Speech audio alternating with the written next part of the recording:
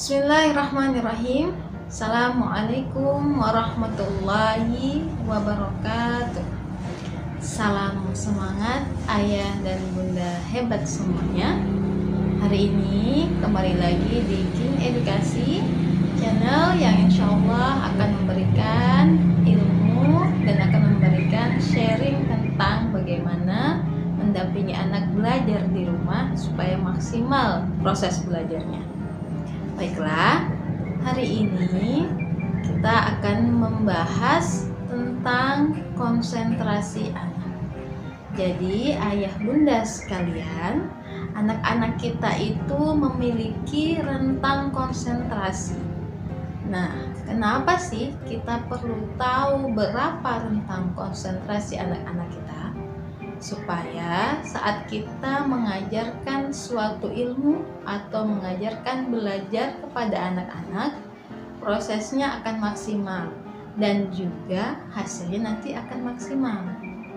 Nah, ayah bunda semuanya, untuk anak-anak yang usianya 2 tahun, rentang konsentrasinya adalah 4-6 menit.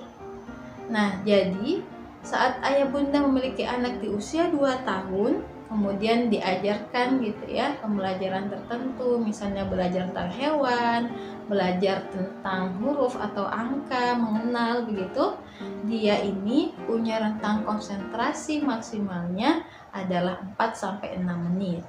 Sehingga ayah-ayah bunda jangan khawatir ketika saat mempelajari anak-anak, mendampingi anak belajar, kok sebentar aja anaknya udah nggak konsentrasi. Karena memang di usianya 2 tahun itu konsentrasinya di antara 4-6 menit. Kemudian untuk anak-anak usia 4 tahun itu konsentrasinya 8-12 menit. Nah, jadi kalau kita mengetahui dengan betul berapa rentang konsentrasi anak-anak, kita akan bisa men-setting kegiatan belajar anak. Contohnya, kenapa dalam proses pembelajaran, khususnya belajar membaca yang sudah saya sampaikan, itu hanya 30 menit untuk anak-anak yang belajar membaca dari usia 4 tahun gitu ya. Pertama kali dari usia 4 tahun. Dari 30 menit ini kita bagi ke dalam 5 sesi. Sesi pertama membaca, kemudian anak diajarkan untuk menulis, kemudian nanti pengulangan membaca, ada games, baru terakhir pengayaan.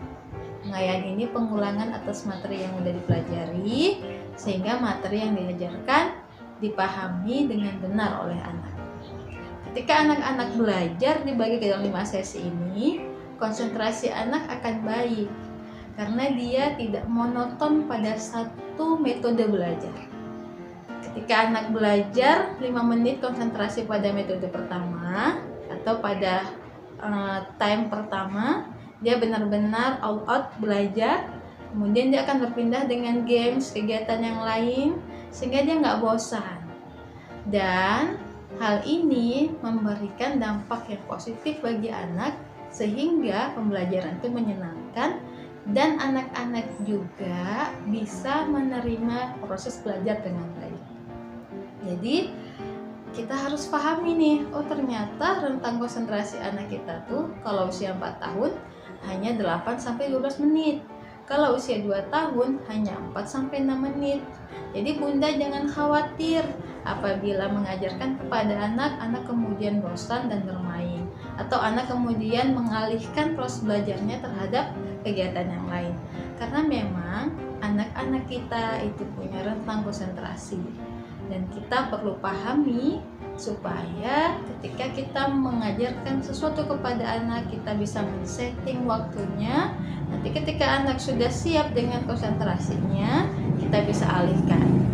Nah, ayah bunda semuanya, selain kita juga perlu belajar berapa rentang konsentrasi anak kita juga harus memahami bahwa dalam proses belajar apapun, belajar membacakah, matematika, IPA, dan lain-lain, anak-anak perlu untuk dimasukkan ke dalam ruang belajar yang nyaman, kemudian proses belajar yang menyenangkan, dan bagaimana juga anak-anak ini harus dalam keadaan kenyang dan juga tidak mengantuk.